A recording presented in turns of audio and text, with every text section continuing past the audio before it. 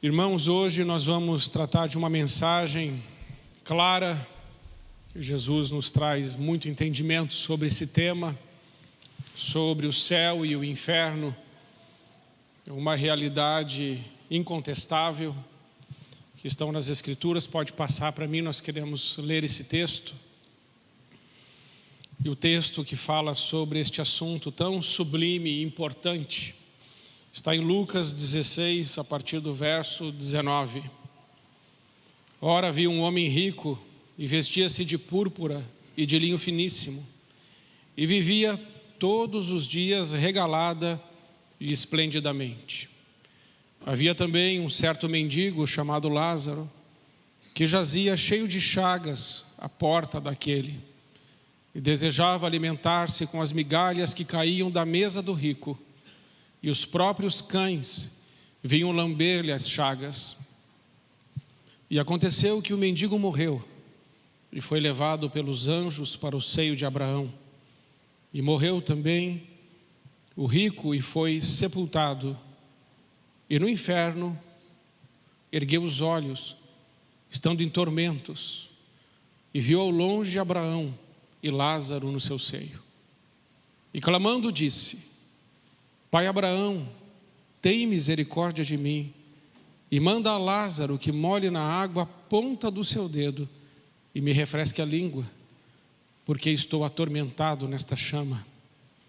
Disse, porém, Abraão: Filho, lembra-te de que recebeste os teus bens em vida, e Lázaro somente males, e agora este é consolado, e tu atormentado. E além disso, está posto um grande abismo entre nós e vós, de sorte que os que quisessem passar daqui para vós não poderiam, nem tampouco os de lá passar para cá. E disse ele: Rogo-te, pois, ó Pai, que o mandes à casa do meu pai, pois tenho 5 irmãos, para que lhes dê testemunho, a fim de que não venham também para este lugar de tormento. Disse-lhe Abraão: Tem Moisés e os profetas, ouçam-nos. E disse ele: Não, pai Abraão, mas se algum dentre os mortos fosse ter com eles, arrepender-se-iam. Porém Abraão lhe disse: Se não ouvem a Moisés e aos profetas, tampouco acreditarão, ainda que algum dos mortos ressuscite. Amém. Vamos orar? Você pode ficar em pé mais uma vez, para nós orarmos juntos? Vamos orar essa oração que está ali na tela. Vamos juntos. Eu cubro a minha mente e pensamentos com o sangue de Jesus. Cubro as ombreiras das portas da minha casa com o sangue de Jesus. Eu venço os demônios pelo sangue de Jesus. Purifico-me pelo sangue de Jesus e recebo paz e graça multiplicadas. Eu sou aperfeiçoado pelo sangue do abrigo eterno. Tenho ousadia de entrar na presença de Deus pelo sangue de Jesus. A minha consciência está purificada dos atos que levam à morte, para que eu sirva ao Deus vivo pelo sangue de Jesus. E agora eu repreendo os espíritos de tormento e temor, porque tenho paz pelo Espírito de Jesus. Espírito Santo, eu me rendo aos teus pés e me cubro com o sangue do Senhor Jesus Cristo durante este período de adoração. Eu submeto a ti sem reservas todas as áreas da minha vida e reconheço que o Senhor é digno de receber toda a glória, toda a honra e todo o louvor. Bendito Espírito Santo, eu renovo a minha dependência e fidelidade a ti. Capacita-me neste período de adoração, em nome de Jesus. Amém. Amém. Pode se assentar. A primeira tela ali, por favor, é isso. O texto vai nos dizer que lá no verso 19, essa parábola, irmãos, antes, ela trata de um assunto seríssimo e extremamente importante para todos nós que estamos aqui e para toda a humanidade. E Jesus trata deste assunto do inferno de uma forma muito clara aqui. Porém, nós vamos destacar alguns pontos que merecem um pouco mais de reflexão. O verso 19 diz assim: ora havia um homem rico, e vestia-se de púrpura e de linho finíssimo, e vivia todos os dias regalada e esplendidamente. A primeira coisa que precisamos entender é que este homem rico, ele não tem nome. Não há nome aqui para ele. Portanto, Jesus aqui não está, e nós vamos ver isso de forma bem clara, mas eu já quero colocar isso como uma introdução. Jesus não está dizendo aqui que quem é rico vai para o inferno. Amém? Ele está mostrando e vai nos mostrar que esse homem rico, que não tem nome, então ele simboliza um tipo, que é um tipo de pessoa que nós vamos ver que ela é apegada somente aos seus bens materiais e cuja única preocupação que parece ter é consigo mesmo. E Jesus vai fazer um contraste muito grande entre o rico, que não tem nome, por isso é um tipo, e o outro que tem nome, que é o pobre, é o mendigo, miserável, doente, Lázaro. Lázaro tem nome. Lázaro, que significa Deus é o meu auxílio. Então nós estamos vendo aqui dois personagens, cujo um não tem nome e simboliza um tipo de gente, um tipo de pessoa, uma parcela da humanidade. E uma outra que simboliza aqueles cuja Deus é o seu auxílio. Dito isso, havia um homem rico e ele se vestia de púrpura e linho finíssimo. A púrpura era uma cor dificílima naquela época. A púrpura é uma cor muito difícil porque ela é retirada de um molusco que vivia nas profundidades do oceano. Então, ter a cor púrpura precisaria de muitos moluscos daquele para dar um pouquinho de tinta cor púrpura. Por isso a cor púrpura era a cor da elite. Quem usava púrpura era o Senado. Quem usava púrpura eram pessoas riquíssimas. Somente os mais abastados da sociedade poderiam usar a cor púrpura, porque não era como hoje. Naquele tempo, esta cor era sofisticada, requintada, caríssima, e já por si só anunciava que esta pessoa estava num outro nível social, numa outra classe social dos mais abastados. Mas não só a cor púrpura, que era uma peça que se usava por cima, por baixo, de linho finíssimo. Veja que o linho não é qualquer linho, é linho finíssimo. Então este homem, ele se vestia na última moda, ele se vestia com a grife da época, ele se vestia com o que havia mais de fino e requintado nos seus dias. Este homem era um homem que se vestia de púrpura e de linho finíssimo. Este homem, nós vamos ver, é um homem que tinha uma idolatria ao dinheiro, aos recursos, e ele usava para ele mesmo, de forma egoísta, de forma hedonista, de forma egocêntrica. Voltava-se somente para ele mesmo os recursos dele, muito preocupado somente consigo mesmo. Coloquei aqui um texto paralelo de Ezequiel 16, 49 e 50, que nos explica por que Deus decidiu destruir Sodoma. Muitos falam que era por causa da imoralidade sexual, mas o profeta Ezequiel vai dizer: eis que esta foi a iniquidade de Sodoma, tua irmã, soberba, fartura de pão e abundância de ociosidade. Teve ela e suas filhas, mas nunca fortaleceu a mão do pobre e do necessitado. E se ensoberbeceram e fizeram abominações diante de mim.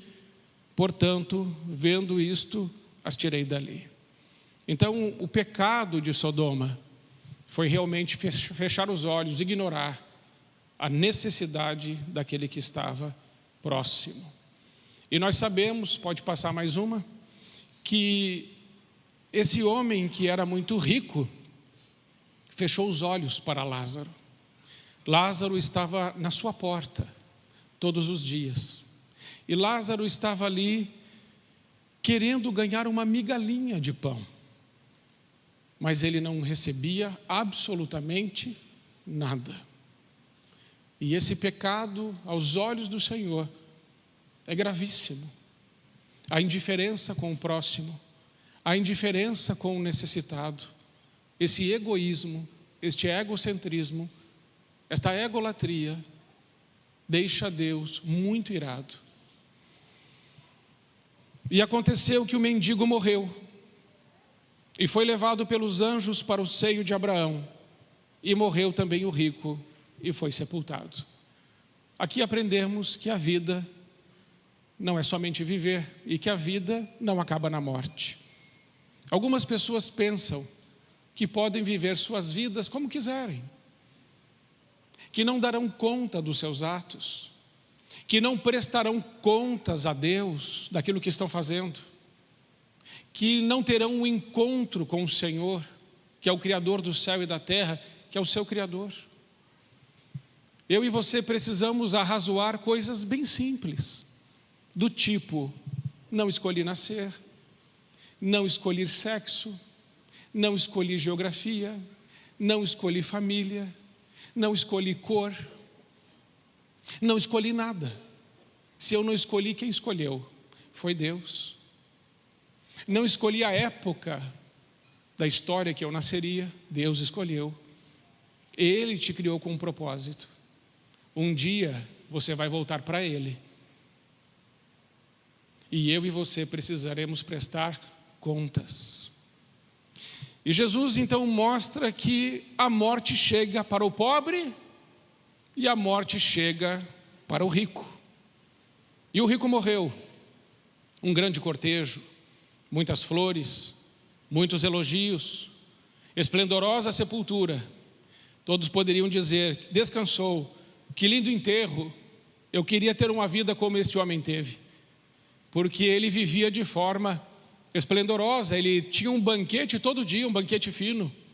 Talvez os melhores vinhos, a melhor comida, com a melhor roupa, com os melhores amigos da alta sociedade. E ele se fartava destas coisas. E talvez os seus amigos dissessem: olha, e ele não tinha problema de saúde, morreu até de velho. Que vidão, que vida desejável, que coisa boa. Mas a pergunta de fundo fica: será? Será mesmo que foi uma boa? Será mesmo que o fim dele vai ser bom? É isso que Jesus está tentando trazer como reflexão. Lázaro também morreu, sem cortejo, sem flores, sem elogios, sem esplendor. Mas há uma diferença aqui. Quando o rico morreu, ele foi sepultado. Lázaro, como vemos no texto, ele tinha chagas, feridas, e os cães vinham lamber as suas feridas. Se você estudar um pouco, você vai saber que os cães do Oriente, naquela época, eram agentes funerários de muitos. Eles comiam as pessoas que morriam e elas não eram enterradas. E nós vemos isso em alguns relatos bíblicos. Muito bem, o corpo de Lázaro possivelmente não foi sepultado. Porém, quando ele fechou os olhos para esta vida e os abriu para a eternidade, algo muito interessante aconteceu. A gente pensa assim, que a gente que tem Cristo, nós pensamos assim: quando eu morrer, eu vou para onde? Para onde você vai? Para o céu. Mas Lázaro morreu e o céu desceu para buscá-lo. Anjos do Senhor vieram levar aquele homem. Não foi um anjo, diz anjos. Como é linda a vida de um cristão. Ainda que ele esteja doente, ainda que perca tudo, ainda que seja desprezado pelos homens, ainda que não tenha podido desfrutar das coisas que o mundo oferece, o seu destino está nas mãos de Deus. No céu não há choro, no céu não há morte, no céu não há fome, no céu não tem presença de pecado, no céu tem alegria, no céu tem presença de Deus, no céu tem paz. Lázaro foi para o céu. Ele não sabia chegar lá, não tem problema, Deus mandou escoltá-lo. Havia também, diz o texto, um certo mendigo chamado Lázaro, que jazia cheio de chagas à porta daquele. A porta daquele quem? Daquele rico. E desejava alimentar-se com as migalhas que caíam da mesa do rico. E os próprios cães vinham lamber-lhes as chagas. Relembrando, irmãos, este homem rico não deu sequer para este pobre nenhuma migalha. Nada. Absolutamente nada. Vejamos então mais uma tela, por favor, para mim. Céu e inferno, antes e depois da sepultura. Do lado de lá, diz o verso 23, e no inferno, ergueu os olhos estando em tormentos, e viu ao longe Abraão e Lázaro no seu seio. Seio de Abraão é uma expressão para o céu. É outra forma de dizer paraíso. Mas o rico, este que amou somente a si mesmo, que desprezou a Deus, ele está em tormentos. Antes da sepultura, o rico tinha tudo, menos Deus. Um era extremamente rico, o outro extremamente pobre. Um banqueteava-se todos os dias, e o outro passava fome todos os dias. Um vestia púrpura e linho finíssimo, o outro vestia com trapos. Um tinha destaque na sociedade, o outro não era ninguém. Do lado de lá, e aconteceu que o mendigo morreu e foi levado pelos anjos para o seio de Abraão. E morreu também o rico e foi sepultado. Do lado de cá, Lázaro não tinha nada, somente Deus. O nome Lázaro significa Deus é meu auxílio. Sua vida pode ser terrível aqui, mas as aflições do tempo presente não são para comparar com a glória que em nós há de ser revelada. Irmãos, aqui esse contraste que Jesus traz é para nos mostrar que nós devemos pensar e pensar com muita seriedade na vida eterna, com muita seriedade na realidade do céu e do inferno, porque estas palavras não são de outro, senão de Jesus Cristo. A autoridade suprema, a autoridade maior, são as palavras de Jesus. Então acompanhem comigo o que acontece no inferno com este homem. No inferno, curiosamente, um lugar de fé. Interessante, irmãos, que esse homem passou a ter fé tarde demais e no lugar errado. Acreditou no inferno, pois eu tenho 5 irmãos para que lhes dê testemunho, a fim de que não venham também para este lugar de tormento. Ele foi conhecer a realidade do inferno tarde demais. Ele acreditou na existência do inferno quando ele já estava lá. Contudo, todas as escrituras, o tempo todo, Jesus é a pessoa que mais falou do inferno. Ele é a pessoa que mais falou do inferno. E algumas pessoas querem apagar de alguma forma as chamas do inferno, porque não suportam ouvir sobre esse assunto. Contudo, este é um assunto bíblico, e esta realidade é inegável e também inescapável sem Cristo.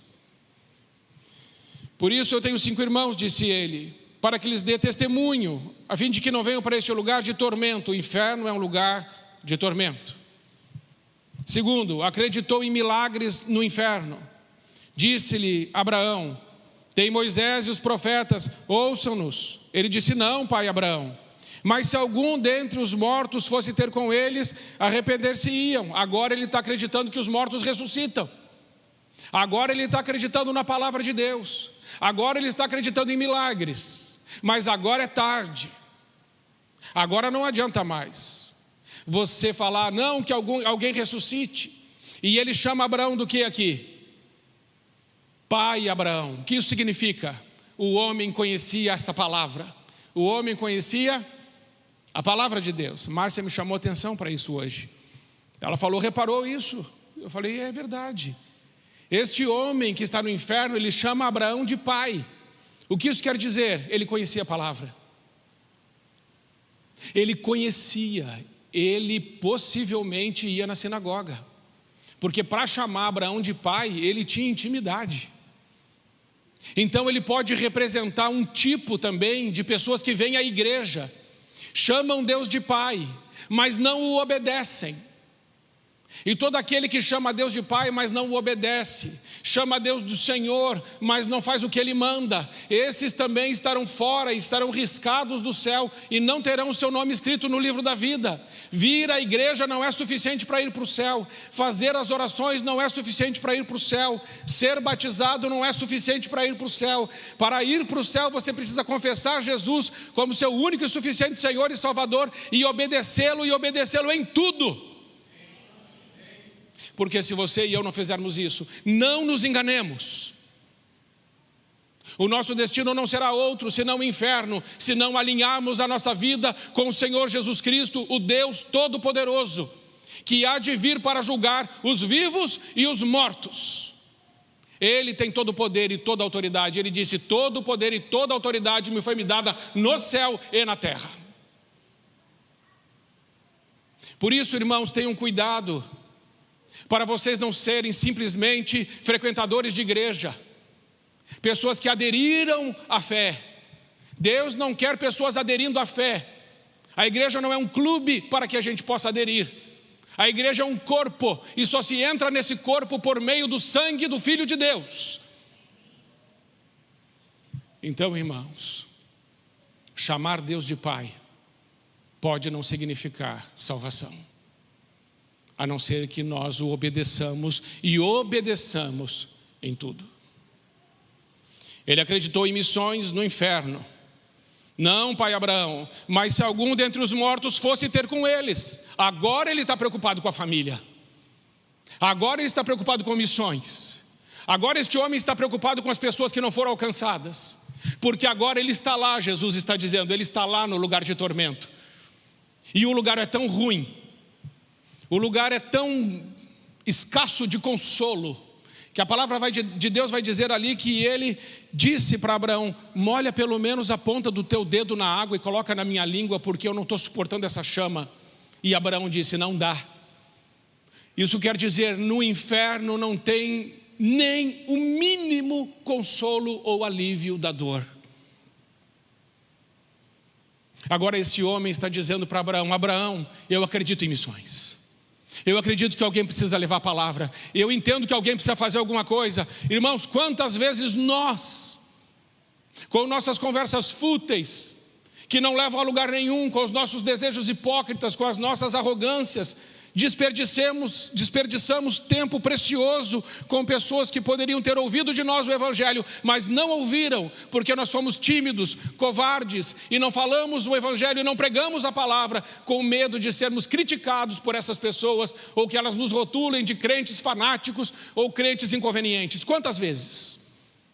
Pois é, irmãos. Mas imagine que essa pessoa que você não falou, ela foi para o inferno. Pense nisso.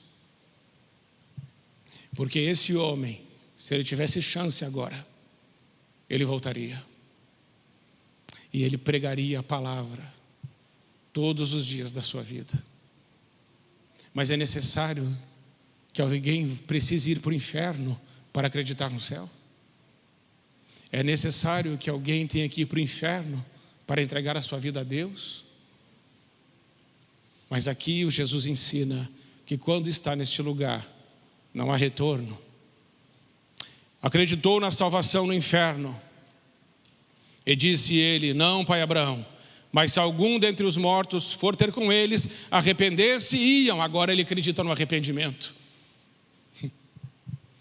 Sobre arrependimento, irmãos, está escrito, todo aquele que crer e se arrepender, seja batizado em nome do Pai, do Filho e do Espírito Santo.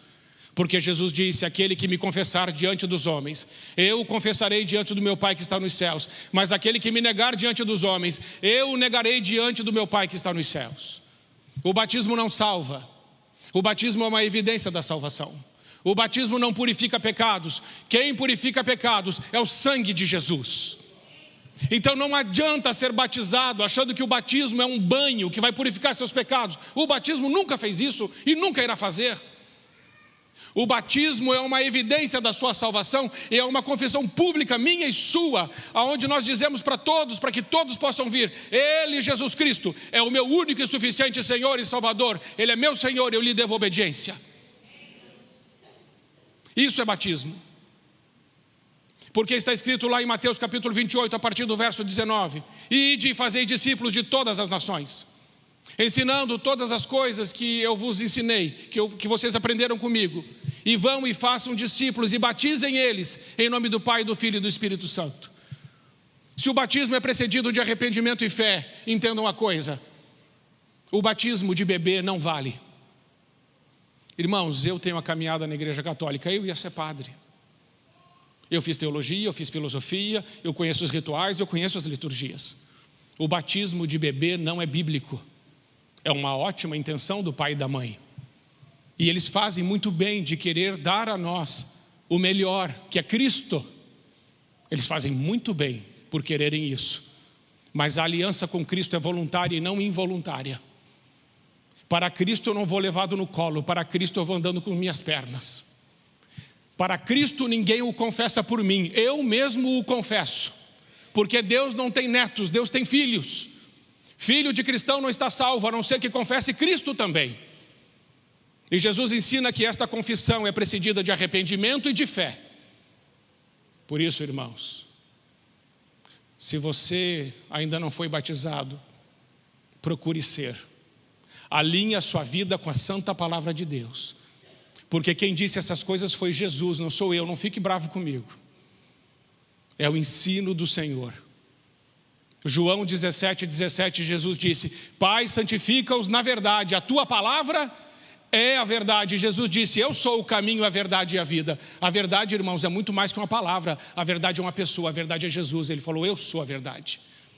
E quem disse que tem que ser batizado com arrependimento e fé foi Jesus. Se você crê que Ele é a verdade, o caminho e a vida, e que a palavra dele é a verdade, alinha a tua vida com a verdade.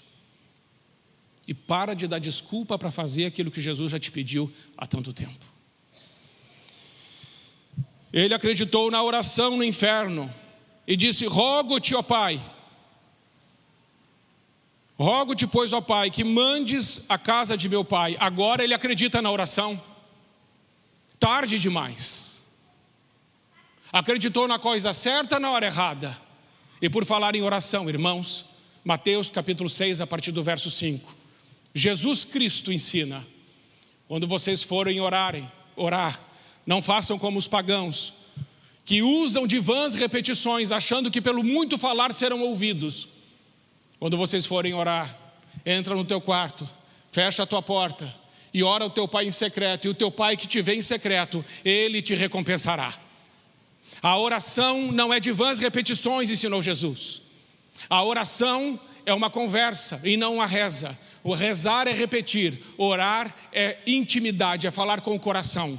E Jesus ensina no Mateus capítulo 6 a oração do Pai Nosso. E Ele nos ensina a chamar Deus de quê? Pai. E quem está conversando com o Pai não tem formalidades, não tem protocolo. Quem está conversando com o Pai chega e fala onde está doendo, o que está precisando. É assim que a gente conversa com pai e mãe. E porque nós temos que repetir muitas vezes, 50 vezes a mesma coisa para Deus, que é o ser mais inteligente do universo, cujo a onisciência dele permite saber as palavras que chegarão nos nossos lábios antes que cheguem. O que você vai falar para Deus, ele já sabe. Então por que é que eu e você insistimos em ficar repetindo como se ele não tivesse entendido da primeira vez? Oração é uma conversa que gera intimidade com o Todo-Poderoso. Mas ele acreditou na oração quando era tarde demais. Pode passar mais um. Inferno. Não há paz para os ímpios, diz o meu Deus.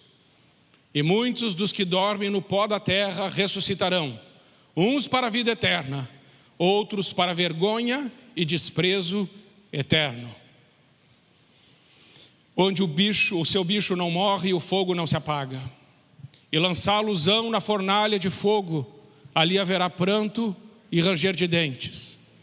Disse então o rei aos seus servos: amarrai-o de pés e mãos, levai-o e lançai-o nas trevas exteriores, ali haverá pranto e ranger de dentes. Aquele homem disse: estou atormentado nesta chama.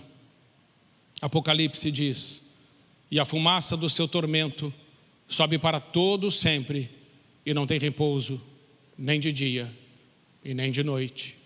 O inferno é real, não há repouso, há choro, há ranger de dentes, há tormento no inferno. Esta é uma realidade inegável. Pode passar mais um. Quem vai para o inferno?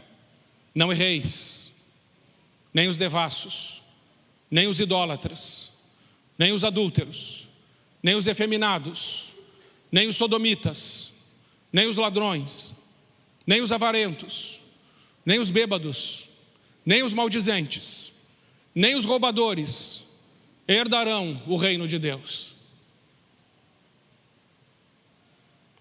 Mas ficarão de fora os cães, e os feiticeiros, e os que se prostituem, e os homicidas, e os idólatras, e qualquer que ama e comete a mentira.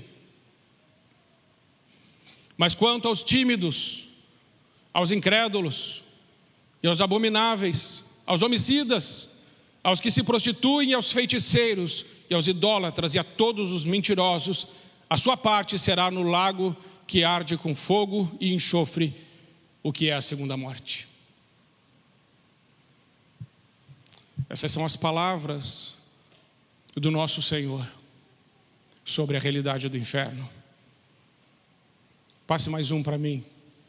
Você precisa entender que tem algumas teorias que estão por aí, mentirosas, que querem enganar você, diminuindo a força do inferno, para que você não tema esse lugar e não mude de vida. Escute. E aconteceu que o mendigo morreu e foi levado pelos anjos para o seio de Abraão, e morreu também o rico e foi sepultado. E no inferno ele ergueu os olhos, estando em tormentos, e viu de longe Abraão e Lázaro no seu seio. E aqui cabe uma pergunta: onde está o purgatório? Está escrito: havendo riscado a cédula que era contra nós nas suas ordenanças, a qual de alguma maneira nos era contrária, e atirou do meio de nós, cravando-a na cruz, e despojando os principados e potestades, os expôs publicamente, e deles triunfou em si mesmo. Purgatório não existe. O nosso pecado foi pago por Jesus Cristo na cruz do Calvário. Lá ele riscou, ele rasgou a cédula que nos era contrária. Ou seja, os nossos pecados foram perdoados e purificados pelo sangue do Cordeiro, lá na cruz, aonde ele sofreu um sacrifício vicário, substitutivo, em nosso lugar. É naquele lugar onde ele pagou o preço de todos os pecados. E quem o recebeu como Senhor e Salvador e confessou a ele os seus pecados e mudou de vida, este irá para o céu.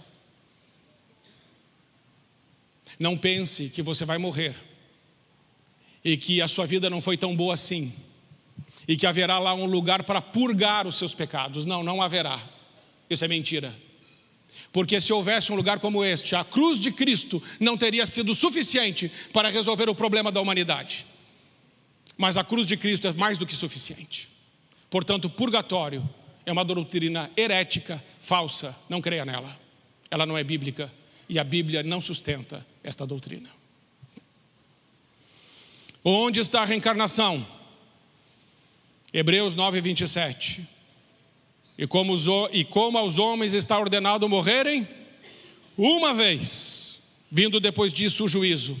Você não vai ter chance, não. Preste atenção. Ah, pastor, vivi uma vida meia boca essa vida, mas dei uma aproveitada. Na próxima eu paro de beber. Mas nessa não. Na próxima eu paro de trair. Na próxima eu vou amar mais a minha mulher. Na próxima eu não vou fazer aquele contrato de casamento onde eu ferro a minha mulher e me dou bem se eu me separar.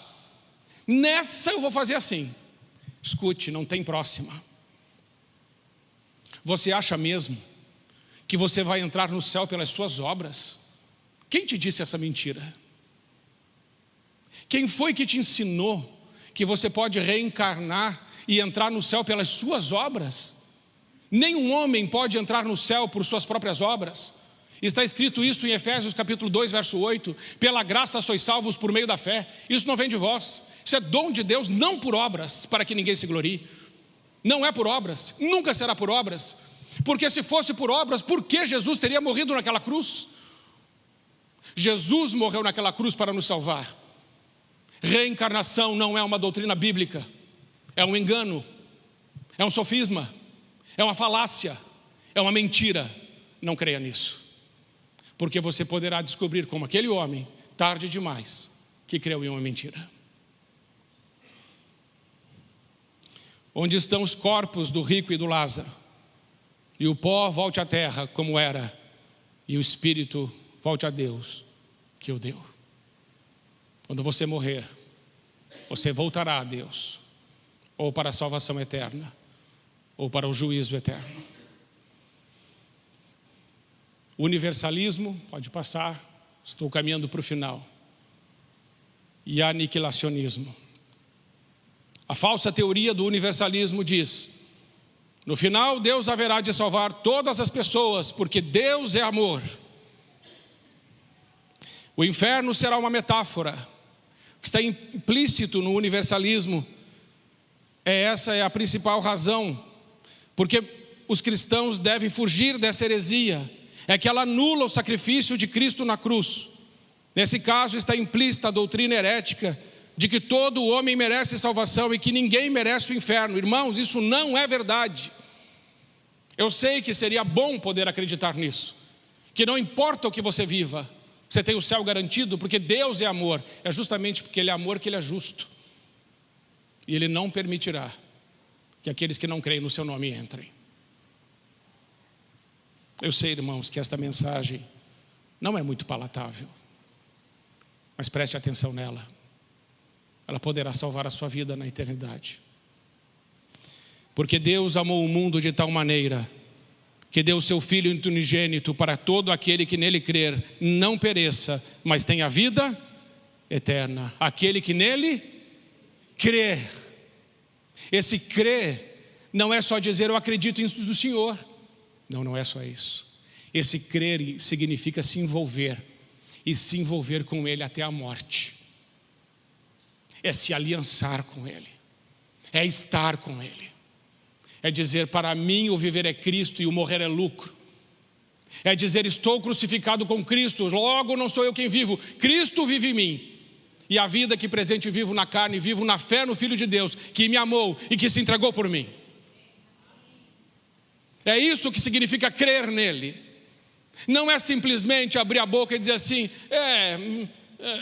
parece uma boa ideia. Não, o evangelho não tem amigos, não. O evangelho mata todo aquele que nele crê. Eu sou amigo do evangelho, não existe. O evangelho não faz amizade. O evangelho mata. Porque se você não nascer de novo, você não entra no reino de Deus. Aniquilacionismo. Aniquilacionismo é a crença de que Deus não enviará ninguém ao inferno, mas Ele destruirá os homens ímpios no dia do juízo. Eles serão, segundo essa doutrina, literalmente aniquilados. Eles vão virar vapor. Que conveniente acreditar nisso. Mas isso também não é verdade, porque está escrito: será atormentado com fogo e enxofre diante dos santos anjos e na presença do Cordeiro. Você acha que Jesus tem alguma dificuldade de olhar o que está acontecendo no inferno?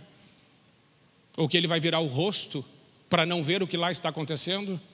Não, irmãos, aqui está dizendo: será atormentado com fogo e com enxofre diante dos santos anjos e na presença do Cordeiro. E a fumaça do seu tormento sobe pelos séculos dos séculos, e não tem descanso algum, nem de dia e nem de noite. Apocalipse 14, 10 e 11. Argumentos bíblicos. E algumas passagens são impossíveis de reconciliar com o aniquilacionismo. Paulo descreve o destino dos perdidos como sofrer a penalidade eterna, destruição. Notável também é o destino da besta no Apocalipse, destruição.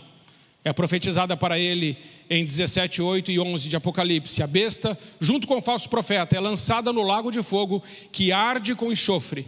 A escritura é inequívoca quando descreve o destino do diabo, da besta e do falso profeta no lago de fogo. Serão atormentados de dia e de noite pelos séculos dos séculos. Então a destruição da besta é tormento infindável no lago de fogo. Mas ele dirá aos salvos: vinde, benditos do meu Pai, e entrai na posse do reino que vos está preparado desde a fundação do mundo. Mas ele dirá aos perdidos: apartai-vos de mim, malditos, para o fogo eterno preparado para o diabo e seus anjos. O inferno não foi feito para o homem. Ele não foi feito para nós. Mas por causa da nossa rebeldia, do nosso egocentrismo, da nossa egolatria, do nosso hedonismo e do nosso amor pelo pecado e da falta de alinhamento com Deus e a sua palavra, alguns, se não muitos, irão para este lugar que não foi preparado para nós.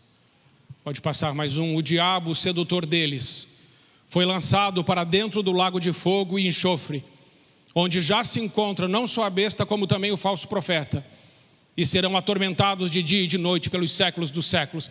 O inferno não é um lugar onde o diabo está com o seu tridente, esperando as pessoas chegar para dizer assim: aqui eu vou te atormentar. Não, não se engane com essas bobagens que a televisão mostra. O que está escrito aqui é que ele será lançado no lago de fogo e de enxofre, e ele sofrerá tormento naquele lugar. Não haverá paz para ele, nem descanso e nem consolo algum, porque o Senhor já o julgou. Então a morte e o inferno foram lançados dentro do lago de fogo. Veja, o lago de fogo é o lugar aonde o inferno vai ser lançado. Esta é a segunda morte, o lago de fogo. E se alguém não foi achado inscrito no livro da vida, esse foi lançado para dentro do lago de fogo. Bem-aventurados aqueles que lavam as suas vestiduras no sangue do Cordeiro, para que lhes assista o direito à árvore da vida e entrem na cidade pelas portas. Fora ficam os cães, os feiticeiros, os impuros, os assassinos, os idólatras e todo aquele que ama e que pratica mentira. Encerrando, irmãos, agora mesmo encerrando, mais um. A história da Bíblia não termina dizendo, e os injustos foram destruídos e não existem mais. Também não diz, e no fim todas as pessoas serão reunidas pelo amor de Deus e serão salvas. Mas quando Deus encerra a sua história, seu povo desfruta de infinito êxtase com ele na nova terra. Mas o perverso sofrerá tormento sem fim no lago de fogo, e será deixado de fora da cidade santa, a nova Jerusalém, que é a jubilosa morada de Deus e do seu povo para sempre. Quão amável e misericordioso da parte dele incluir esse convite no fim da sua história. O Espírito e a noiva dizem: vem. Aquele que ouve, diga: vem. Aquele que tem sede, venha. E quem quiser, receba de graça da árvore da vida. Todos os que confiam em Jesus, em sua morte e ressurreição para resgatá-los do inferno, terão parte na árvore da vida e na cidade santa de Deus. Todos os que fazem com todos os santos podem dizer agora e dirão para sempre: aleluia. A salvação e a glória e o poder são do nosso Deus, porquanto verdadeiros e justos são os seus juízos. Amém. Amém, irmãos? Eu só tenho um pedido, um apelo a essa noite: pela sua vida, pela sua salvação. Não tenho mais nada para dizer a vocês, a não ser que chegou a hora, de uma vez por todas, de confessá-lo e segui-lo de todo o coração. Vamos ficar em pé. Eu quero fazer um convite a você. Eu já chorei por você em casa, já orei por você e pedi a Deus que falasse com você hoje. A vida e a morte estão diante de você. O que é que você vai escolher? Eu quero lhe fazer um convite. E um convite muito importante.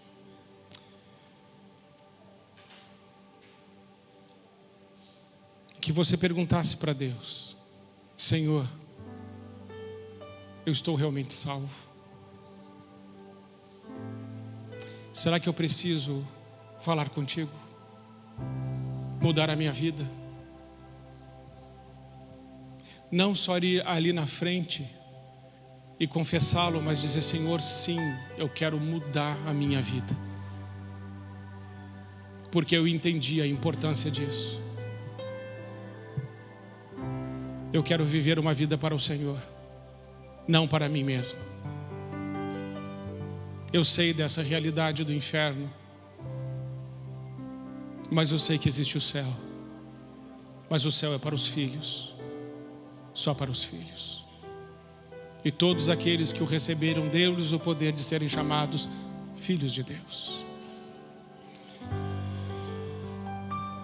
Queria convidar você a deixar o seu lugar hoje, para você dizer a Jesus: Senhor, eu quero assumir esse compromisso contigo. E hoje quero entregar a minha vida nas tuas mãos. Como o próprio Cristo disse naquela cruz: Pai, em tuas mãos eu entrego o meu espírito. Hoje você pode tomar a decisão de entregar o seu espírito nas mãos de Deus e segui-lo de todo o coração. Amém? Deixe o seu lugar e venha, se você quer fazer essa confissão. Confessar Jesus como seu único e suficiente Senhor e Salvador. É passar da morte para a vida, das trevas para a luz, do desespero para a esperança, do tormento para o céu, do ódio para o amor. Deixe o seu lugar e venha, em nome de Jesus. Pode vir. E quem vir, vem cá, pertinho de mim. Vocês que estão em pé, fiquem aqui bem pertinho de mim. Por favor, venham, fiquem perto. E quem quiser confessar Jesus, vem agora. Talvez você esteja enfrentando uma luta aí. Vou, não vou. Não é para amanhã. Eu não sei se você vai estar vivo amanhã. Às vezes você fica aí pensando: não, depois. Pode não ter depois. Por isso Jesus te trouxe hoje. Porque se acontecer alguma coisa com você, e você confessá-lo de todo o seu coração e decidir segui-lo, você será salvo. É a hora da mudança de vida e de Senhor. Então pode vir bem para frente. Cheguem bem à frente. O Senhor não nos quer como religiosos. O Senhor nos quer como filhos. A religião não pode fazer nada por você. Nunca pôde. Ela é infrutífera. Ela é infértil. Ela não tem vida em si. Nem um ritual da igreja e nem uma liturgia da igreja pode te dar vida.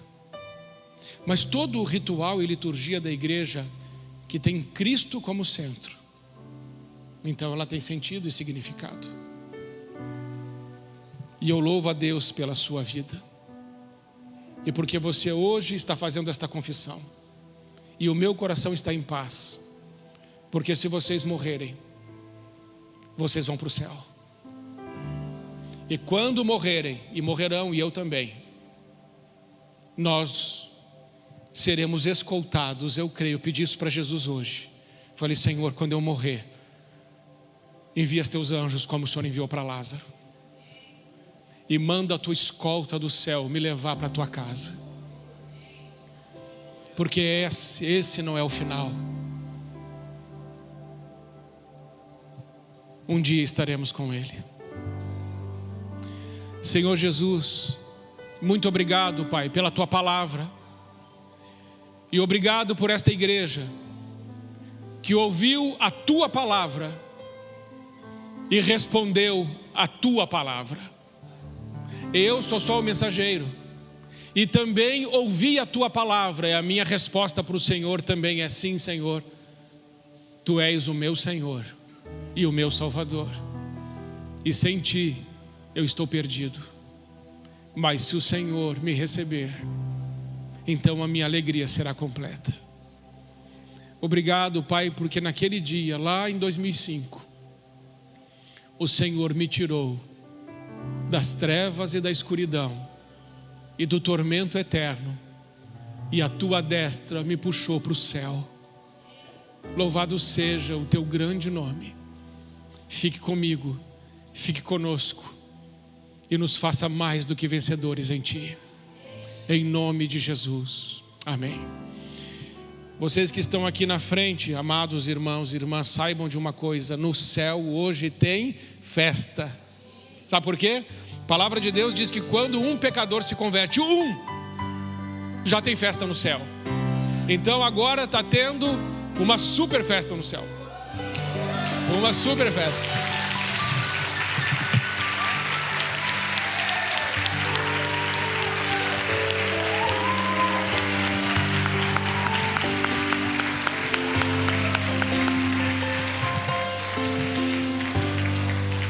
E junto com a vida eterna e estar no céu vem outras benesses.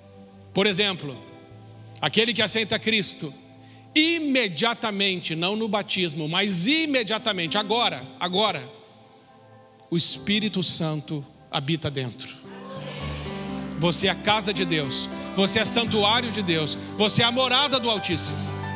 Aonde você chegar, Deus chegou, porque Ele habita dentro.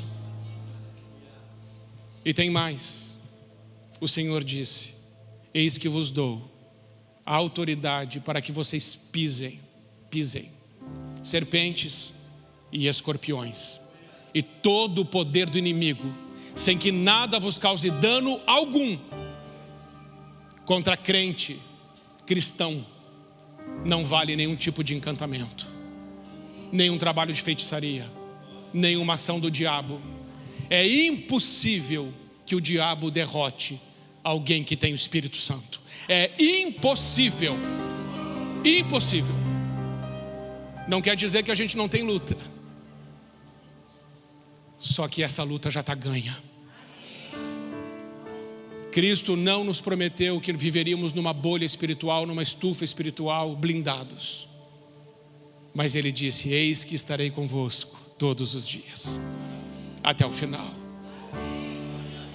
A gente, irmãos, vão tirar umas lasquinhas da gente. Não tem jeito. Mas o Senhor é poderoso para guardar a nossa vida até o dia final. É impossível que você perca, porque aquele que está com você, Ele é mais do que vencedor. Mais do que vencedor.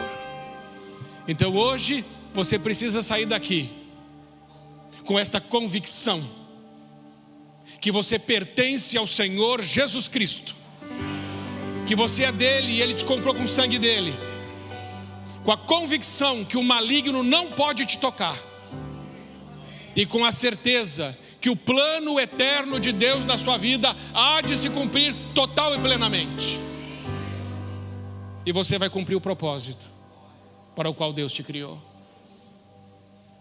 E é por isso que muitas vezes o diabo tentou te impedir. E talvez você tenha trombado com o diabo algumas vezes, e ele disse para você que você não ia conseguir, que você não vale nada, que a sua vida é um desastre, que você não ia avançar.